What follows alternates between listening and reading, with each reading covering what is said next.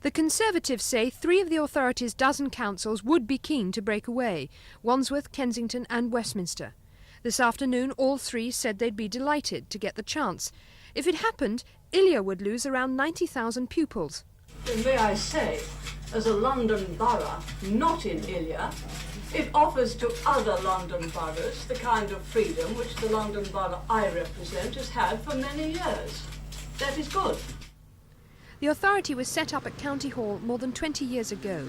It runs more than 1,000 schools and has a budget touching £1 billion.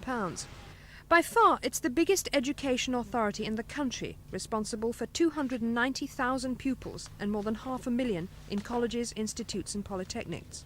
It's controlled by Labour, who say the plan is foolish. There are freedoms for parents, there are also rights for children, and we want to ensure that the right of every child to a proper education in a local school, properly resourced with adequate staff, adequate books, materials and a good roof over their head is something that we've got a responsibility to provide, to simply ensure that the good schools in the rich areas and affluent areas survive and the schools in the poorer parts of London go to the wall because they won't have the resources and they won't have the teachers is a recipe for chaos. They're crazy.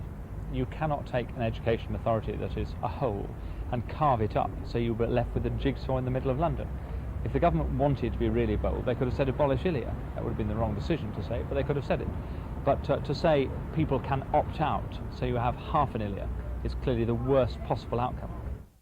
Among the other educational plans outlined today, a national curriculum, more power for school heads, greater parental choice and the chance for individual schools to opt out of local council control.